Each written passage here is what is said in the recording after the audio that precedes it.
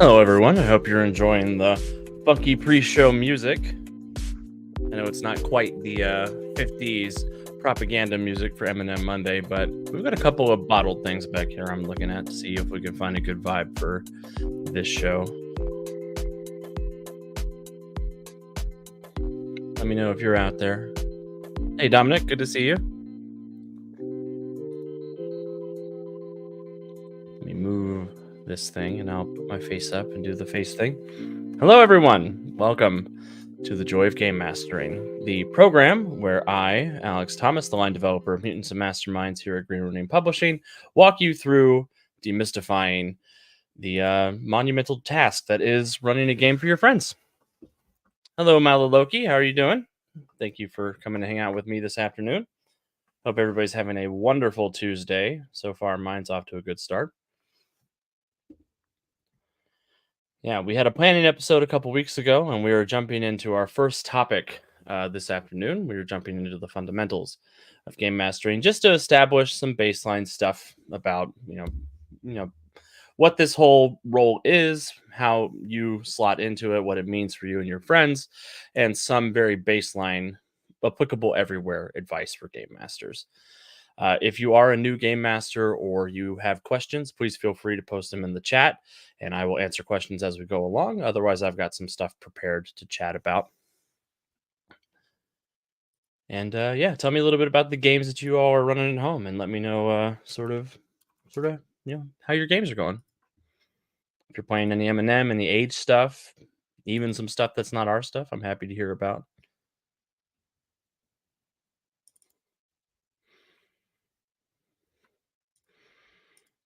But yeah, it's been a pretty chill Tuesday for me so far.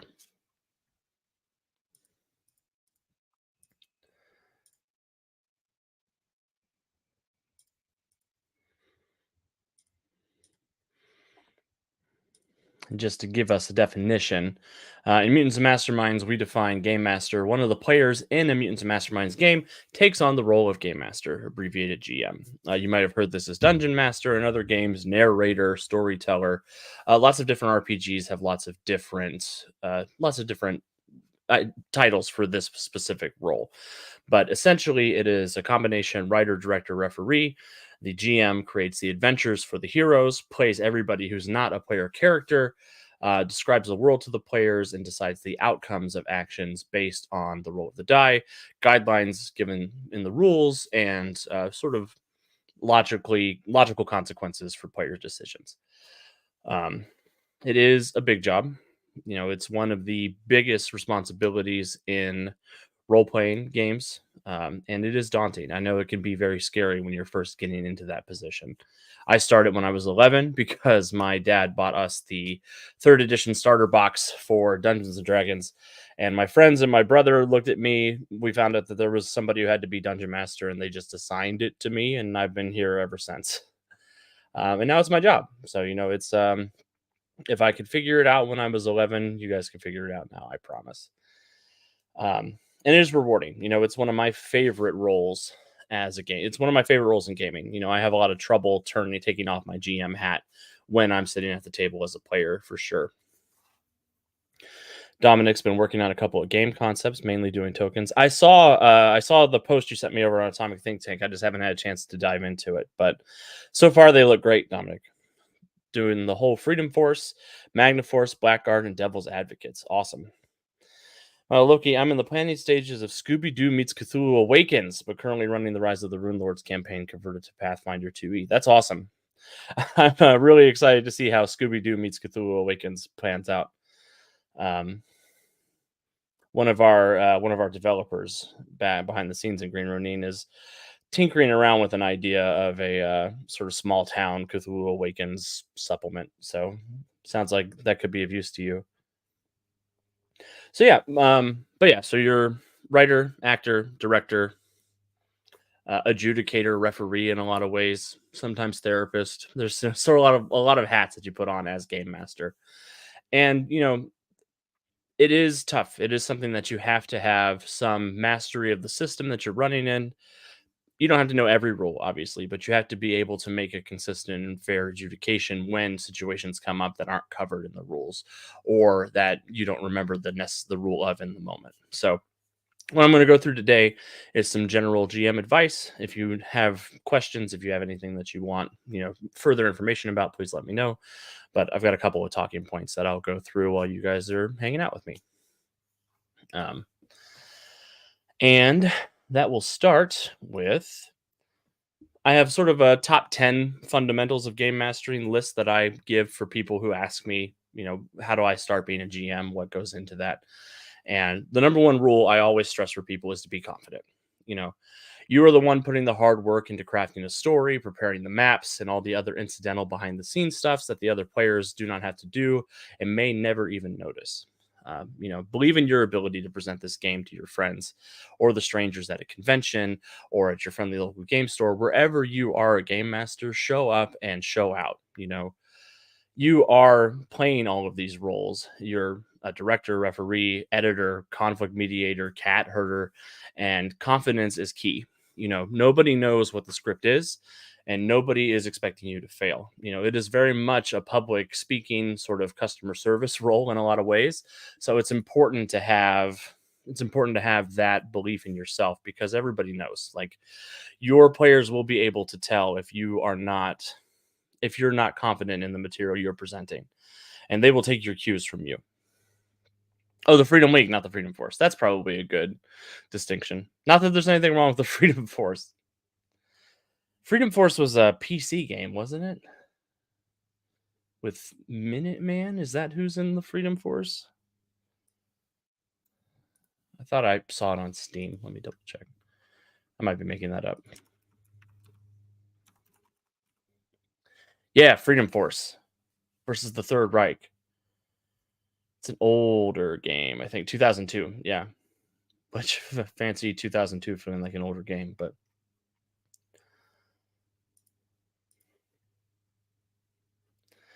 yeah. The second thing I like to tell people is to be consistent. That implies across your entire realm as a game master. Make sure you are fair and consistent in all the decisions you make. If you decide to change a rule that's written in the book, which you have full authority to do, that is rule number one: is the game master is presenting a game for their players. You know your players better than I do as the game designer. I can put in dials, I can put in levers, but at the end of the day, what's going to be fun for you and your friends and what they want to get out of a gaming situation. And you have that ultimate power at the table to make that decision. But when you make a change, inform the players about the change and stick with it. Um, Not to say you can't try out, different levers and try dialing things in and out, but make sure that you are communicative about that. Make sure with characters and players, you're not playing favorites. Every player is at your table to have a good time, and it's your responsibility to engage with all of your players as equally as you can. The game isn't fun if it isn't fair for all the people involved. And one of the big skills that you have to develop is being able to read your players, being able to read the energy in the room, and meet people where they're at. Engaging everybody equally isn't necessarily giving everybody an equal amount of screen time, but finding where they want to engage with the story and making sure there's opportunities for them to do so. There's a big theory in role playing games that there's a bunch of different types of players, and I believe there's a lot of truth in that. There's like actors, combat focused people, rules lawyers, obviously, and power gamers, things like that. There are people who want to, act. There are people who want to fight. There are people who want to be clever. And there are people who are just there to hang out and have a good time with their friends. So your players better than anybody. And you'll know sort of how they want to be engaged, how they want to be a part of what's going on. And it's important to develop opportunities for them to engage in the way that they want to and to be fair with that exposure, with those opportunities, when you're designing what's going to happen. Dominic says recently had a good game where a player got to play a brief World War II scene of his character's grandfather investigating a Thule Society threat, which was a fun lead up to the modern adventure. That's awesome. Yeah, that's a little more advanced GM stuff, but definitely one of the things that is daunting for GMs is information presentation. So exposition, info dumping, backstory, and finding ways to make it engaging. What Dominic's suggesting there as running an adventure related to that backstory and letting the players actually experience it as a game is a wonderful tool if you're trying to get information that you need them to have. I'm a big fan of backstory adventures or multiversal adventures or timeline adventures. Anything that can give your players an interactive way to engage with the information you want them to have will help it stick in their mind so much more than you just laying out a couple paragraphs of telling them what happened. Obviously, not every information point will call for that, but when you can find opportunities to do that, it will connect your players to what's going on in a great way. Um, my number three tip for Game Master fundamentals is to not get married to your story or NPCs. One of my big adages is that no plan survives first contact with the player characters. So, whatever storyline or NPCs you've come up with, remember that the players are going to react to them in ways that you don't expect and can't predict. Sure, you might know them, you might have some idea of what's going to happen, but at the end of the day, players are gonna player. um, so it's important to be flexible. This is where the negative railroading comes from. I believe that railroading has a place in every game. There is definitely there is an agreement, there's a contract that has to be made between the players and the game master that we are trying to tell a story. And I need you guys to give me some when I lay out a hook for you. I accept that there are some genre conventions, accept that there is a narrative that is going to happen, and give me some suspension of disbelief. And I will respect your agency and your decisions. So it's a balance, of course. But one of the hardest things I think for new GMs is thinking that the story you are telling is a story you are telling to your players instead of a story you're telling with your players. Um, I have seen a lot of game masters when they're first starting off, they get this idea in their head that they're writing this epic story, and the players have to act in a certain way to make that story progress from point A to point B. And that's just not the case. Um, a lot of the times players they're going to surprise you. They're going to focus on something that you didn't expect them to focus on, especially if it's something you just make up on the spot. Especially adorable npcs, or you know uh you tell them a bit of flavor text, and all of a sudden that's the most important flavor text in the whole scene. I ran a Cthulhu game when I was first starting as a game master, and they were traveling through this Mesoamerican temple structure, and I mentioned offhandedly that there was a sacrificial altar just as they were passing by that didn't have anything to do with the story, but they all decided that that sacrificial altar was the puzzle, that was the scene, that was the encounter. And they spent probably an hour of real time trying to figure out how to interact with it until they ultimately decided that one of them had to be sacrificed to move the story on. And I was like, I don't, that's okay. If that's what you guys want to do, we'll figure it out. And yeah, just go down that rabbit hole with them, because a lot of the times the players will do a lot of your work from a storytelling perspective. They'll either come up with theories that might be better than the theory that you originally came up with. They might come up with a completely, non sequitur plot point that they want to explore. And that gives you a fun opportunity to flex your improv muscles. There's a lot of good rolling with the punches and reacting with confidence. You know, Reacting with confidence plays back into point one of being confident, because the players don't know what the script is. They'll assume that what they come up with is what was meant to happen. And if you give them that confident air and you roll with the punches and you come up with ways to say yes and or no but, so that their agency is respected, you'll have a lot of really good stories, and those will be the real moments that stick out in your memory as a gamer. um, Point number four ties back into number three. It's to respect player agency. This kind of goes hand in hand with don't get married to your story or npcs. But like I said, too many new GMs assume that they're writing an interactive novel that the players have to follow to the absolute letter. And that's one of my least favorite experiences as a player. I always tell people my least favorite GM is the one who says, I'm thinking of a number between 1 and 1 million, and if you get it wrong, I'm going to punish you. When you present a situation, you could take a lot of cues from game design elsewhere and think about multiple ways to interact with a situation. Don't have a single correct answer to the encounter you're presenting to your players. You know, Role playing games are a group storytelling exercise. And though you set up the initial scene, you're reacting to what the players do after that. You present the scene, the players act, you react, the players react back and forth until everyone has a good time. It's a give and take relationship. We're not the authorities of what's happening. We are merely presenting a situation and responding in kind.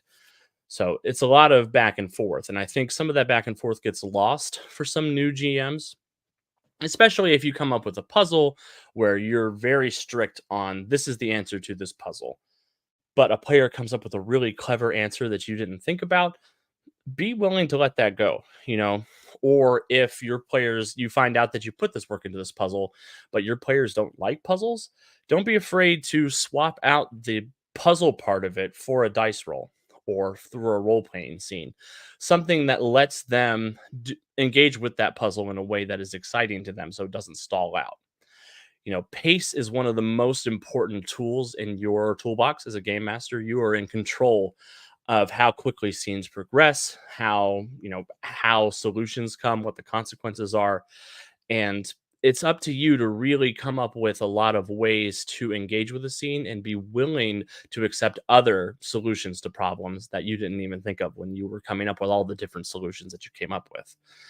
You know, Anytime you create a scene, make sure that there's multiple ways to both get into that scene and get out of that scene. This is true for puzzles, for investigations, especially investigations that are centered around clues.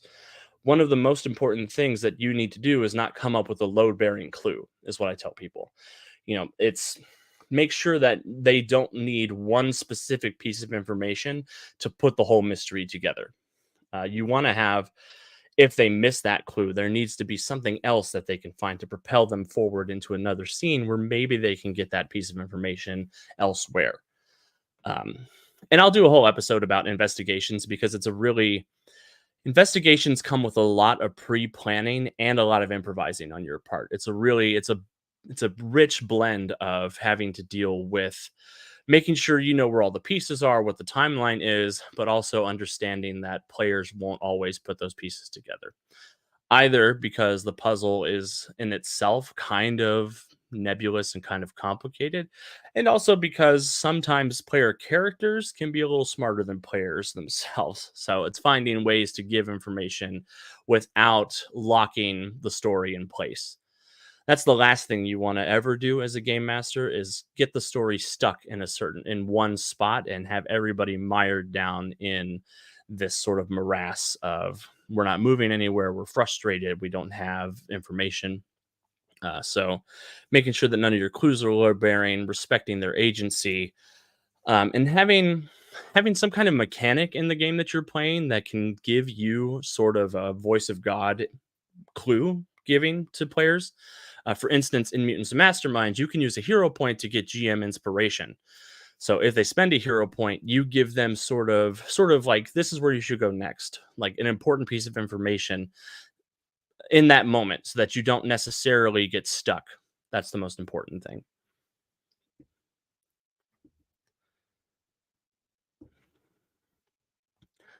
Yeah, let me see. I've got some comments here. In the words of a Z Bashu video, you will notice that I don't have to roll a single die this entire game, and that's because this game system was written by a failed novelist who tricked you into reading his microfiction. I haven't seen that video, but I'll definitely look it up.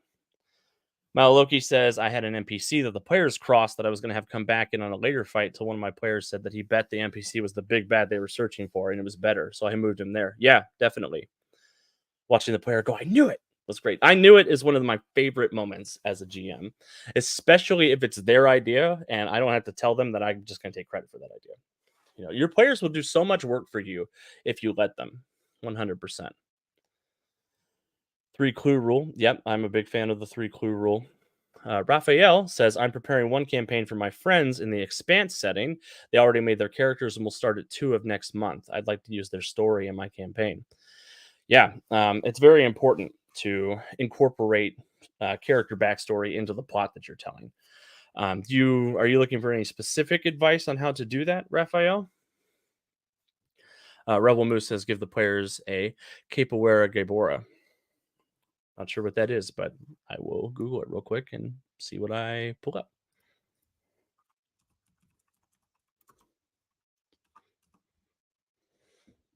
Oh, that's the owl from Legend of Zelda. Yeah, having a benefactor who can point them the right way is definitely a good thing. They haven't seen The Expanse. That is going to be interesting for them playing in the Expanse setting. Um, it's the 2nd of next month, so you do have a couple weeks. What I would suggest to get them started is to maybe have them watch a couple episodes of The Expanse that are really inspirational to you from a storytelling perspective, or have them pick up the Expanse graphic novel that came out, and so they have a sense of what the world is like, and they have a couple weeks to sort of get in the vibe. Or if there are other science fiction programs that you like that are similar to The Expanse that you know they've seen, sort of point them in that direction. And as you're designing your plot line, make sure that plot isn't super tied into knowledge of the expanse. So, give them the baseline stuff, give them this is a hard science fiction world. These are some of the factions that are in play, but don't make the game reliant on deep knowledge of the setting. Um, that's a tricky balance to strike with a licensed property. I've run into that a lot with some of the Star Wars stuff in particular that I run with Mutants and Masterminds because I am a huge Star Wars fan. Most of the games that I run in Star Wars are set in the Old Republic, mostly based on Knights of the Old Republic 1 and 2, and then the Old Republic MMO. So a lot of people who are signed up for my Star Wars games don't necessarily have knowledge of Star Wars, but not necessarily knowledge dating back to that time period. So it's making sure things seem familiar to them. It's like the campaign will present them the setting for the first time. They read the RPG book. They like the kinds of Cowboy Bebop aliens, and I'd like to use their background and elements of things they already knew. Yeah, that's definitely a great idea.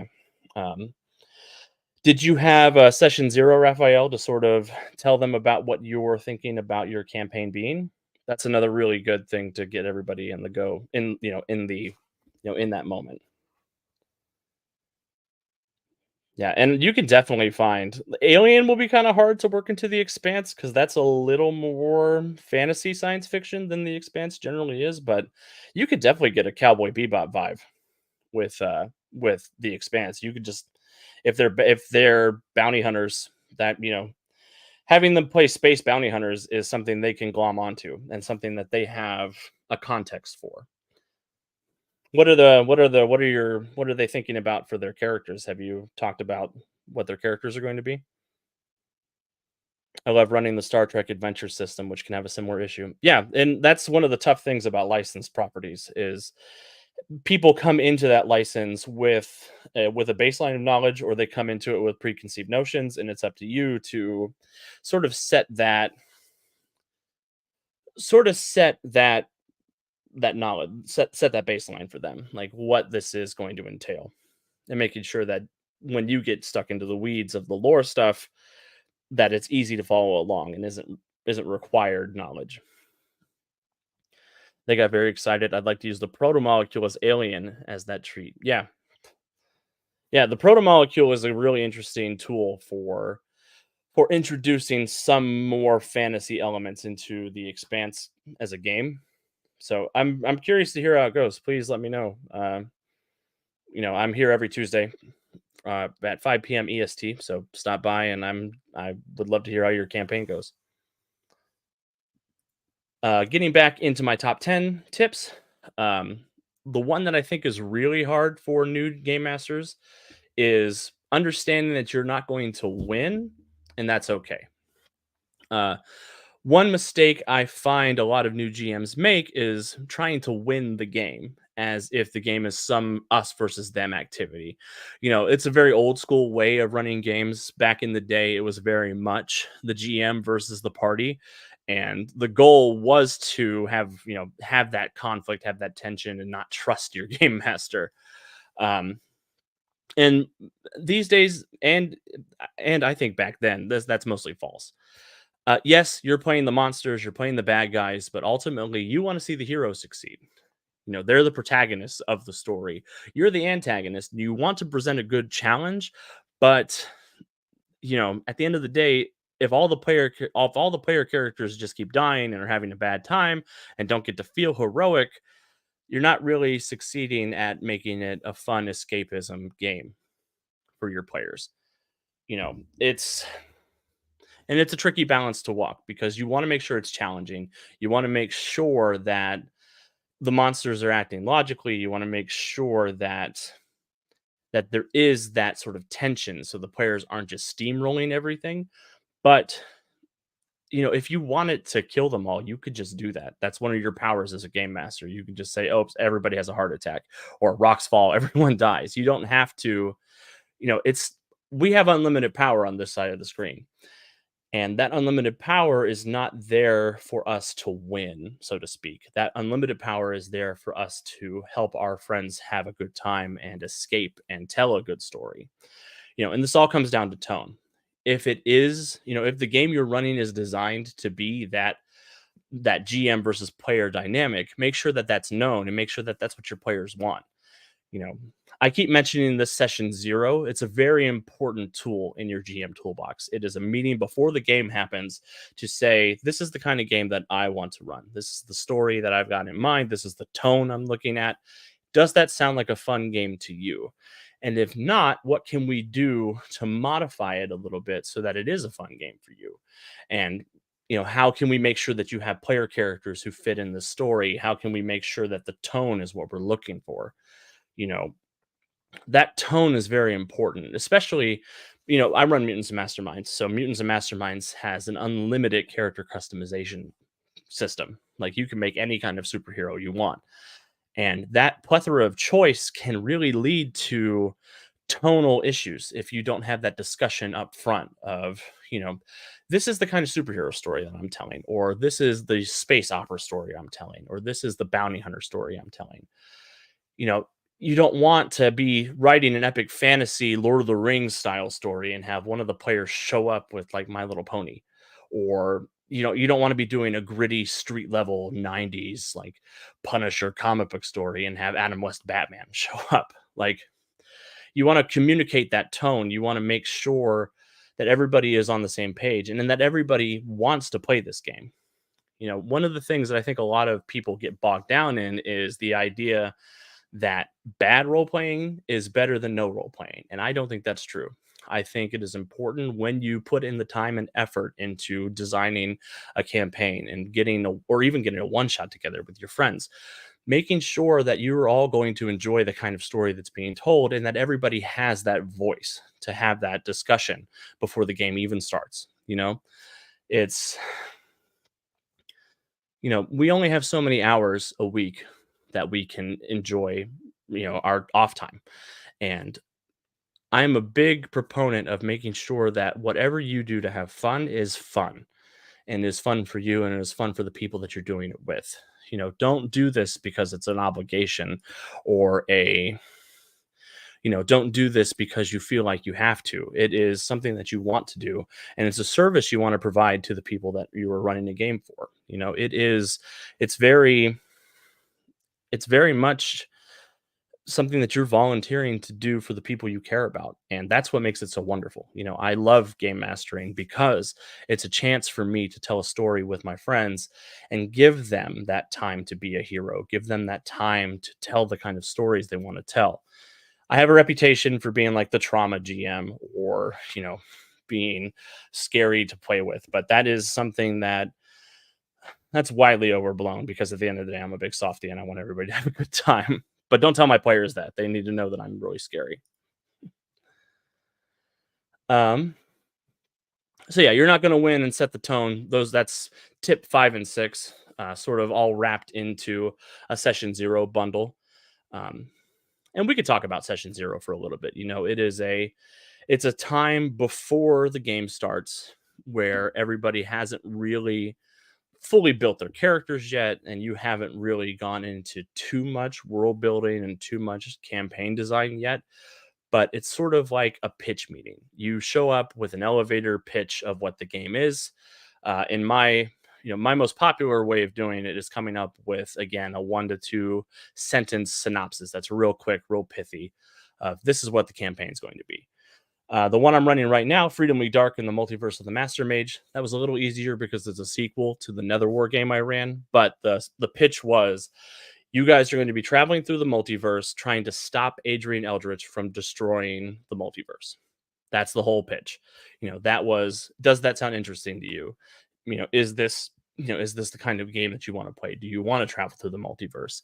Do you want to deal with multidimensional problems? Do you want to maybe run the risk of having to play more than just the one character that you're usually playing? And I set down sort of that expectation. I told them different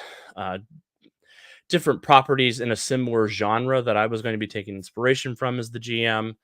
Things like Legends of Tomorrow over on the CW. Um, things like, to a little extent, Rick and Morty, because Rick and Morty deals with a lot of multiverse stuff. Just What If, also over on Disney Plus, just all sorts of things like that. I was like, this is sort of the world I want to walk in. This is like, anything's possible. You might wander into a couple of different licensed universes. What do you think about this list of potential licensed universes we might go to? And we had a discussion. You know, the session zero is also the point that you can have the discussion about what kind of content is acceptable. What people's red lights, green lights, yellow lights are. I'm a big fan of the X card, sort of the stoplight system of game safety, where if everything's fine, it's a green light. If you're treading into some territory that the players would like to like skip through, a yellow light, like slow down, like don't be as descriptive, get this over with, and we don't need to be as realistic about it.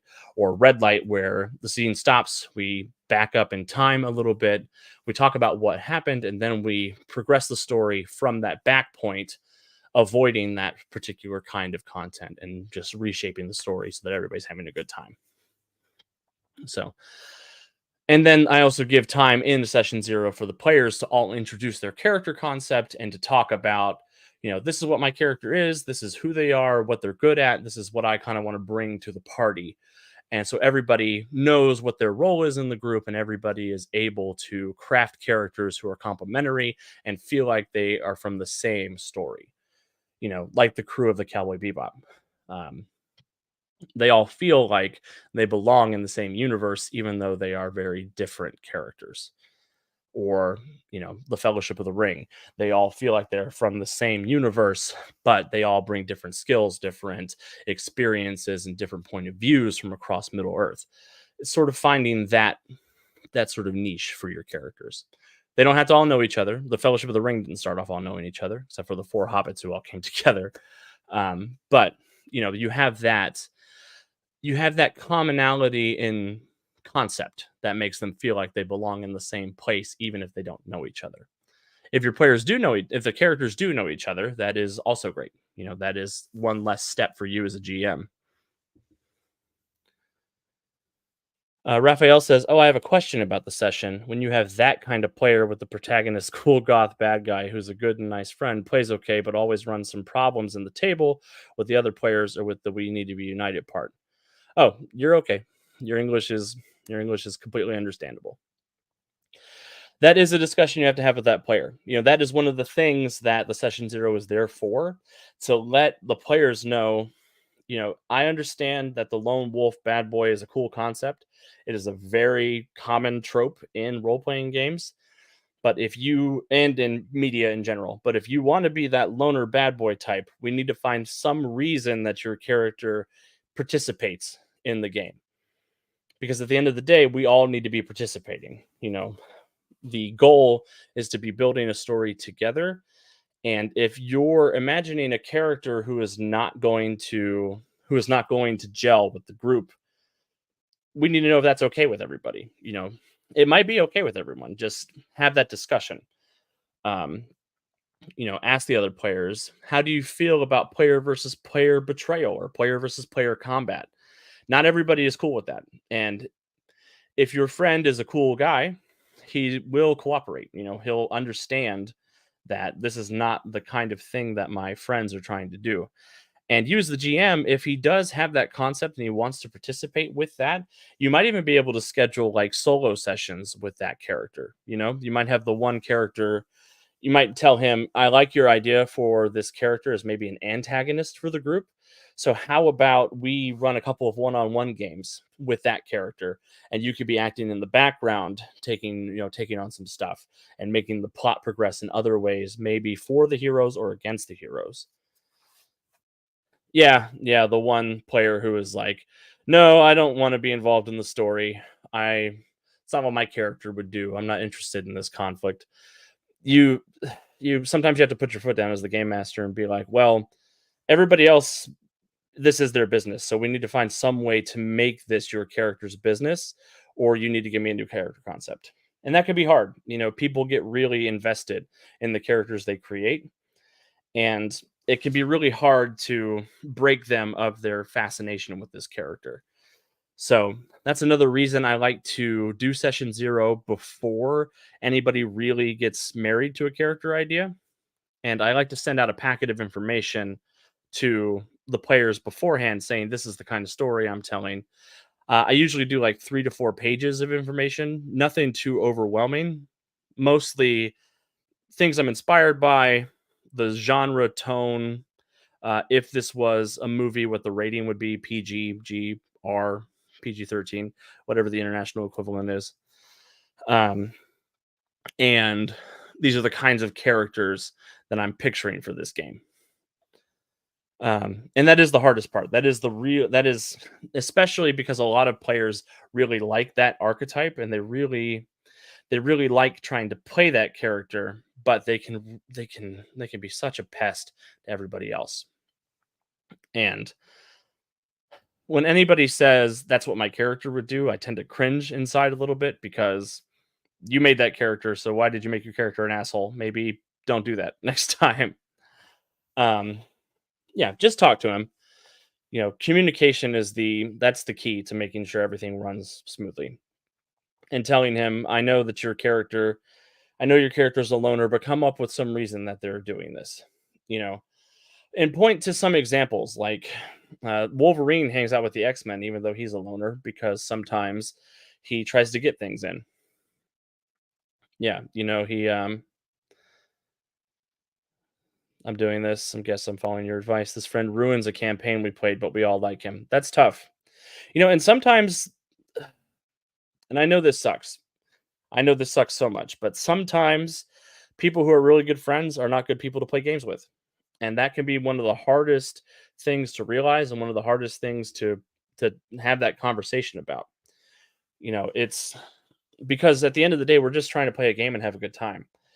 And telling somebody you're not making this fun for us is hard. That is a hard conversation to have. That's why I like to give second chances, and I like to say to the people, this is what we're doing. This is the kind of story I want to tell, and if that's not the kind of story that you're interested in, maybe you don't play this game, and maybe there's a different game that we play together. Need to find a way for the loner to help to be a Vegeta kind. Yeah, and Vegeta eventually became a team player after Vegeta had things that he cared about outside of his own glory. Like Vegeta had a family, he had motivation outside of I'm the badass loner. And maybe encourage him to play Vegeta on that end of the spectrum where he was a badass loner and there's some tough stuff in his backstory that is going to be a problem for everybody else in the game as a consequence of his younger self, but he's matured as a person now, and as a player character in this moment he is a little more mature than he was, but there are still some of the consequences of that bad boy behavior. And yeah, the advice on handling that is, it is telling them, I understand that you like this archetype, but it doesn't fit with the story we're trying to tell. We're trying to do a found family thing. We're trying to have a shared experience together. Or saying, if you do want to do this the kind of character, it's up to you to find out why they are with the group, because they have to be with the group. It's not fair to the other players that they're all doing one thing, and then I've got to take 30 minutes out of their game time to just look at you and figure out what loner thing you're doing. It's logistics. Like, we're all here together trying to have a good time. If you want to be that guy, maybe be that guy after he's matured a little bit and has stakes outside of his own glory or outside of his own brooding, or find some way to tie his revenge story or his power struggle into the main plot so that he has a reason to hang out with the group. Maybe he was a villain like Zuko in Avatar and he is on his redemption journey. Or maybe he has a family now and he's trying to overcome the terrible stuff he did in the past, but he's learning how to be a more family guy.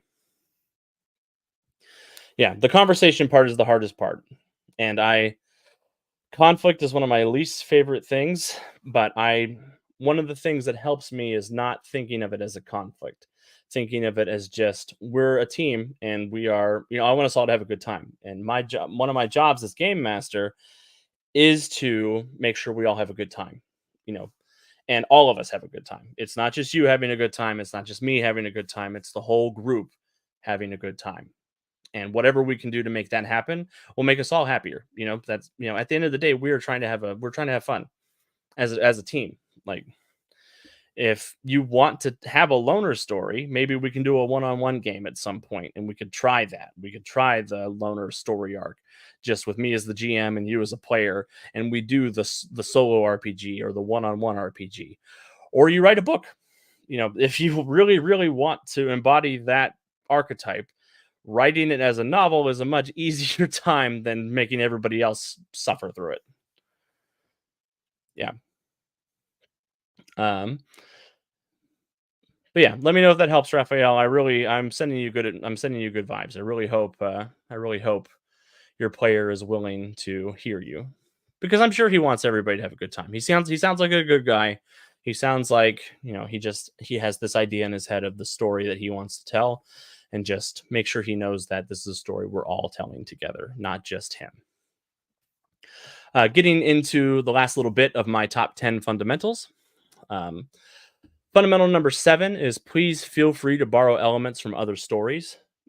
I tell people a lot of the time that there hasn't been a new story since Gilgamesh 4,000 years ago, and that was a reboot. So if there are tropes or styles of story or characters that you love and gravitate towards, feel free to fit them into your stories. The difference between theft and homage is just the obscurity of your reference. Make sure whenever you're borrowing a story element that you tweak it a little, you try to put your own spin on it, but there's no problem with borrowing elements of other things.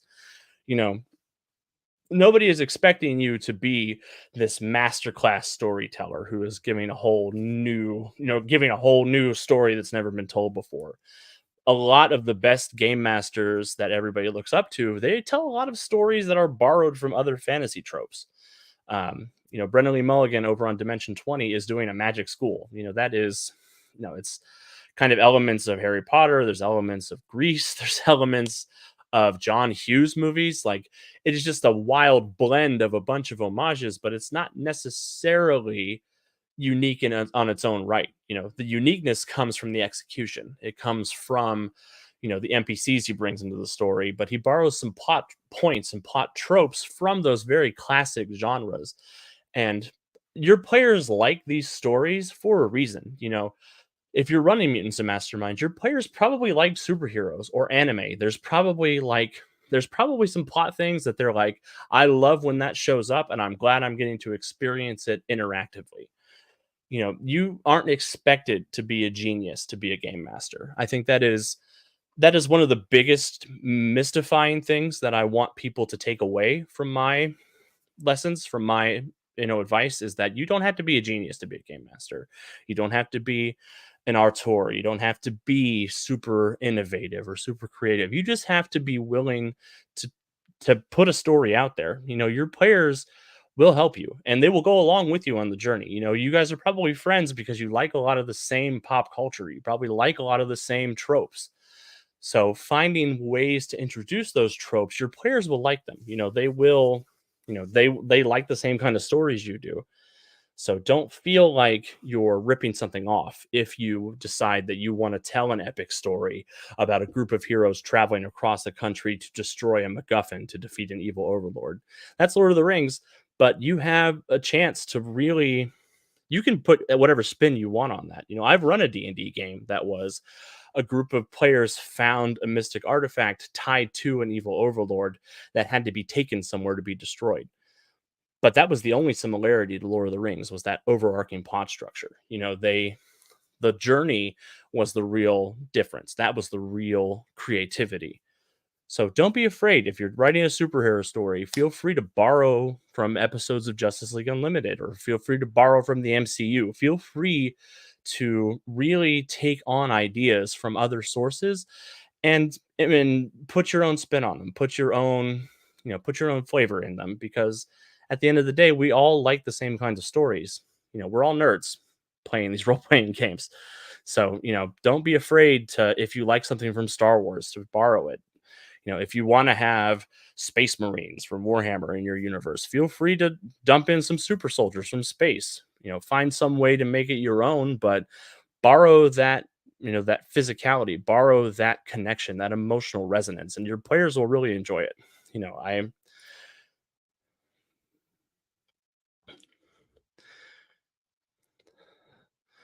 This way we can use the loner in a good, cool way to forward the plot. Yes, I'm glad that it helps, Raphael. Curly insane guy, Claude. How dare you be late? Um, Tropes work very well for RPG. Yeah, they do. You're having a good time with your friends. This isn't, you're not writing a new TV show. You're not writing a masterpiece novel. You're not writing the next great American, sitcom or anything like that. Yeah, early seasons of Supernatural are awesome. Um, and it's a great example of borrowing a familiar trope. Like early Supernatural is so Buffy and so X-Files. And eventually they found their own footing, they found their own flavor, and they found their own lore, which influenced going forward. But you can see the blueprints inside every popular thing. Yes, more evil underlords. Please feel free to include the Mole Man anywhere you want to have the Mole Man. I had the Mole Man at Gen Con. Actually, I'm running a Mole Man Midnight Suns game at Gen Con. And continuing on, because we're getting into the last 10 minutes or so of the episode. Point number 8 is to have an outline. I know I said don't fall in love with your plan a few points ago, but that doesn't mean you shouldn't have some kind of plan in place. I'm very much an outliner as a writer and a developer. I'm big on I'm big on having some idea of what's going to happen, even if it's not the whole plot. I like to know, what's the villain's motivation? What is the MacGuffin or what is the plot? What are they looking for? What are the capabilities of whatever they're trying to steal or whatever they're trying to find?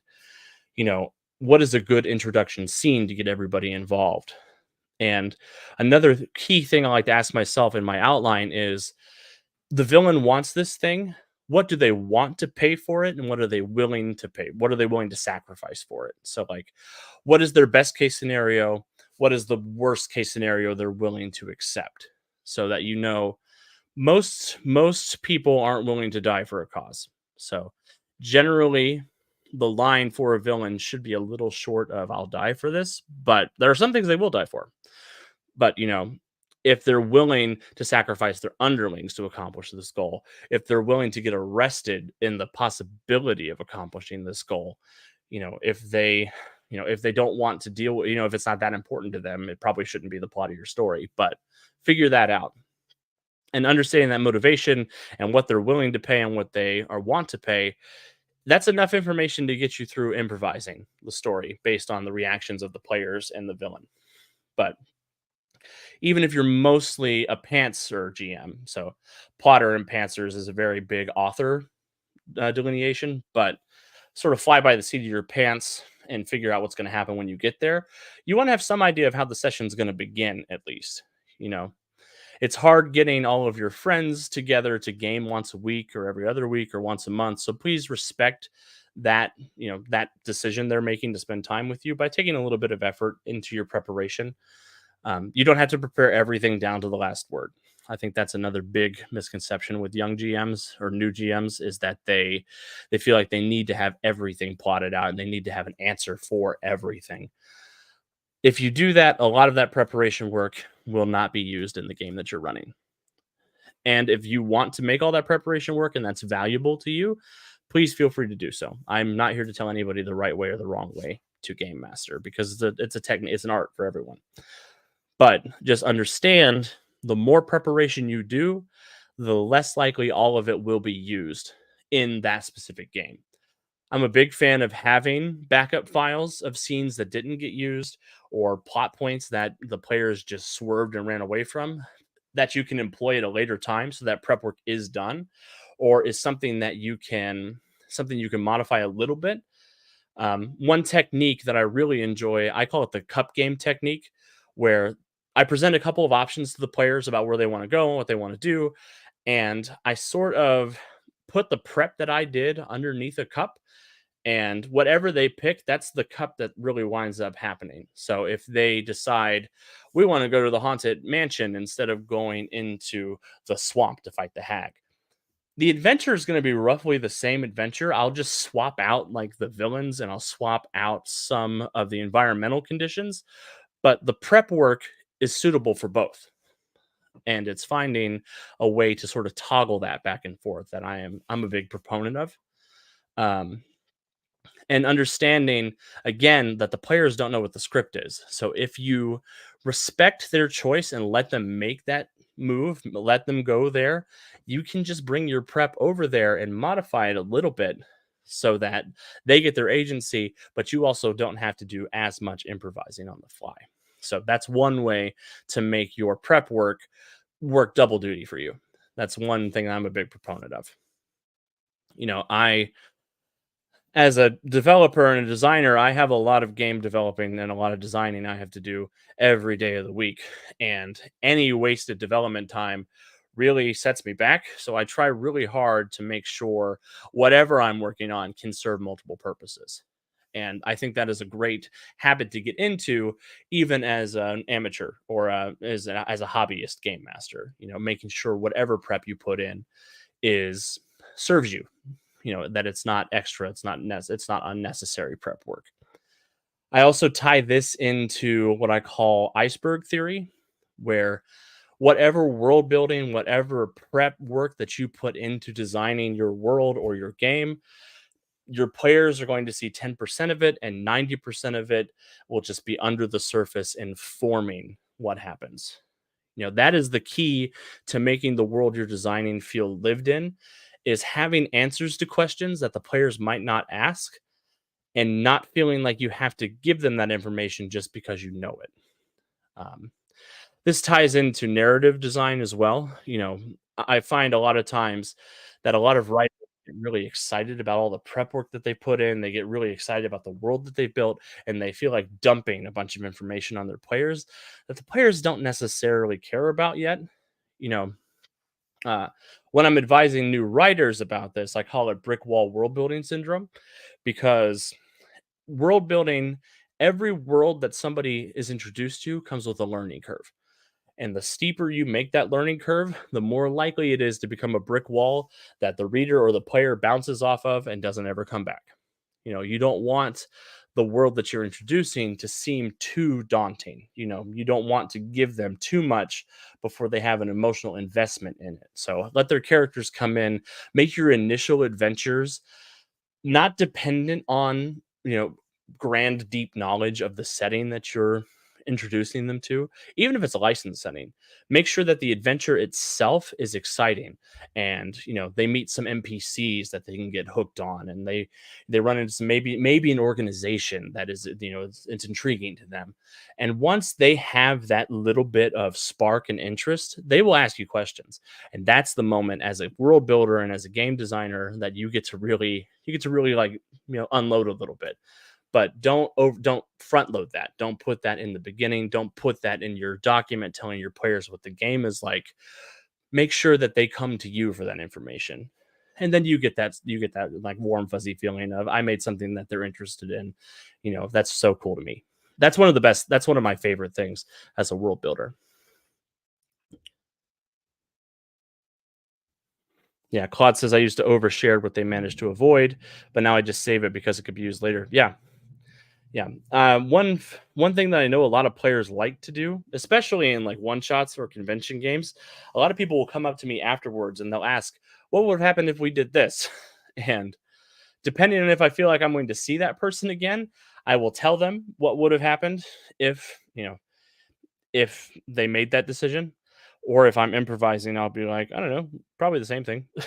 um, or I'll show them the blank pad of paper that I've got behind the GM screen that is my adventure notes, and I'll show them my M&M GM screen is actually the French sample. So I'll be like, I don't know, my notes are in French, and I'll just pull the French M&M GM screen. um, yeah, you can have fun with it.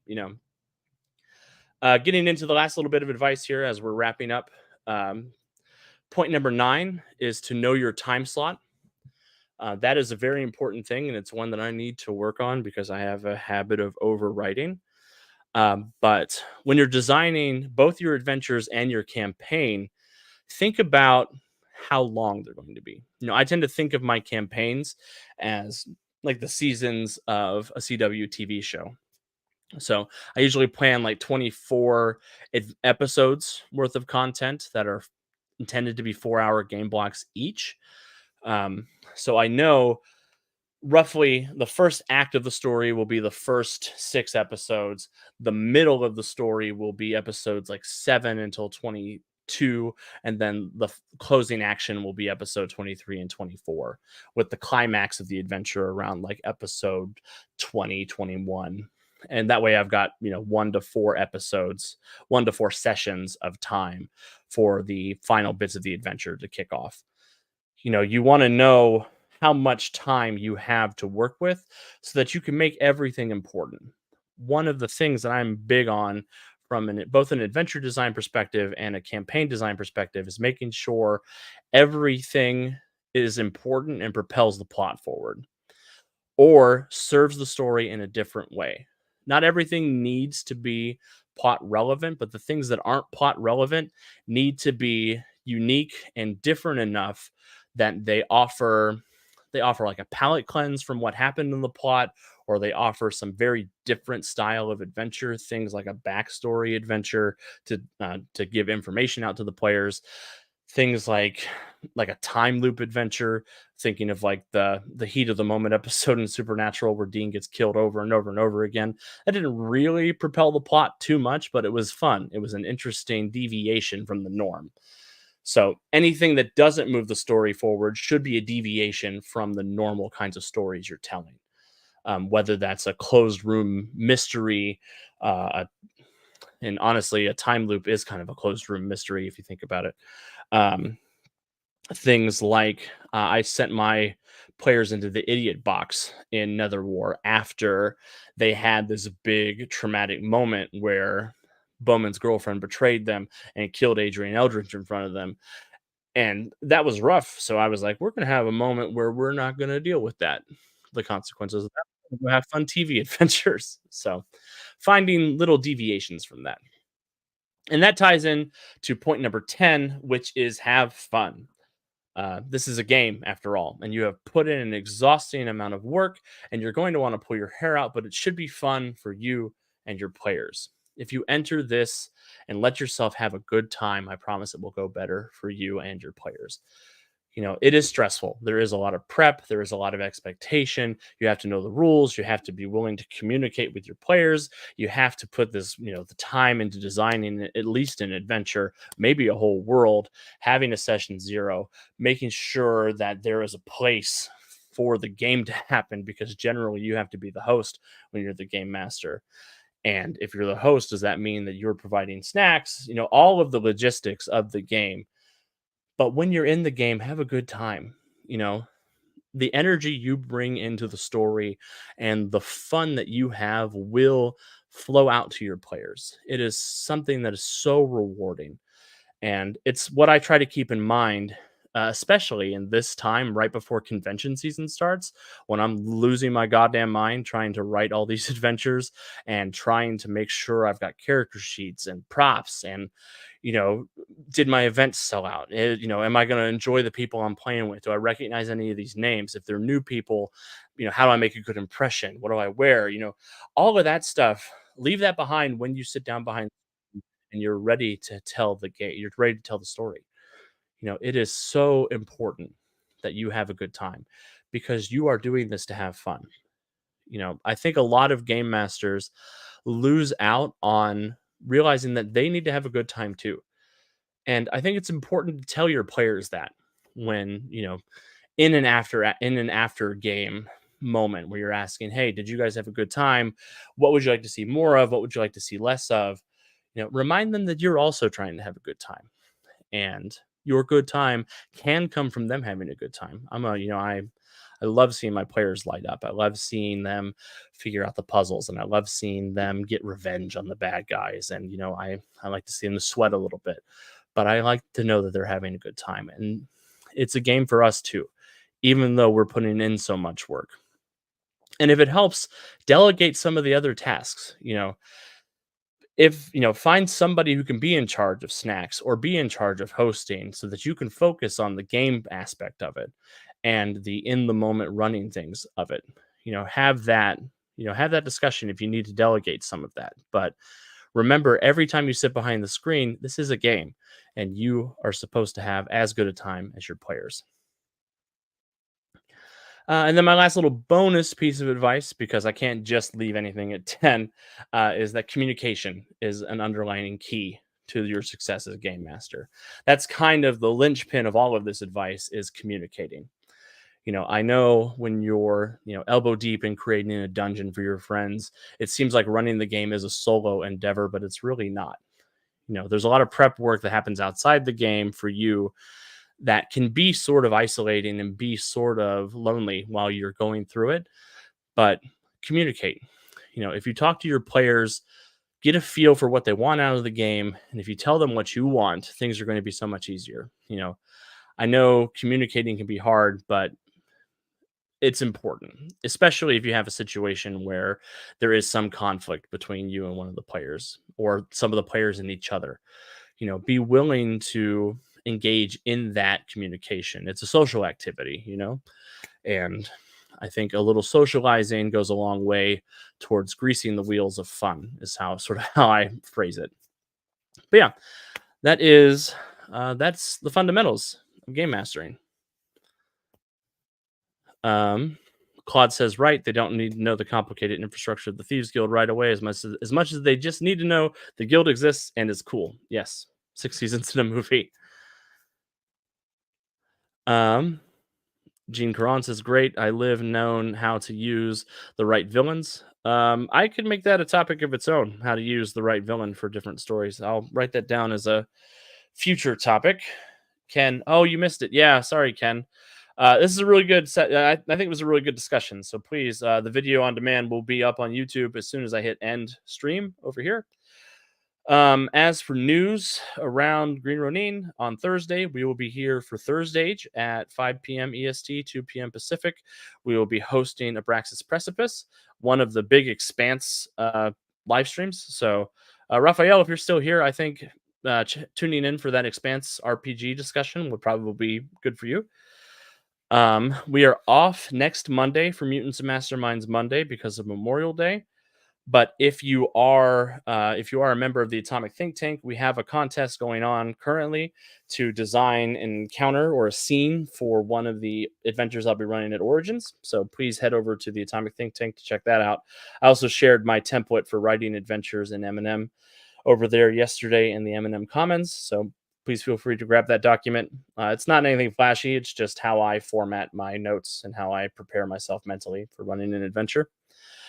And I will be back here again next Tuesday at the same time, 5 p.m. EST, and we will be doing some more talk about convention prep. So sort of game master one-on-one for, how do I submit adventures? What do I bring with me to the convention? How do I plan what games I want to run? How do I pick things? What goes into it? What should I expect from, in terms of reimbursement or terms of, new players, how to deal with some of the anxiety around that. So we'll be doing a whole bunch of convention discussion next Tuesday, because I have a lot of thoughts about that. As always, please feel free to share your questions in chat, or if you're watching the video on demand, I always come back to check the video on demand to look up questions. So please feel free to post questions in the comments there. Oh no, your game got accepted. Now you need to build it. That's tough. I know that feeling. I'm going through that feeling right now, actually. I am running, I think, 8 unique games at Origins and 6 unique games at Gen Con. So wish me luck. Yeah, and if you want to spend more time with me, please head over to the Atomic Think Tank. I'm over there. Or if you have any other questions that you want to poke on, I also stream over at twitch.tv/Untold Stories Project. At least once a week, usually every Wednesday. I do Freedom League Dark in the Multiverse at the Master Mage. I don't know if we'll be on this Wednesday, or like tomorrow, but I'll figure it out. Hey, Clint, good to see you, man.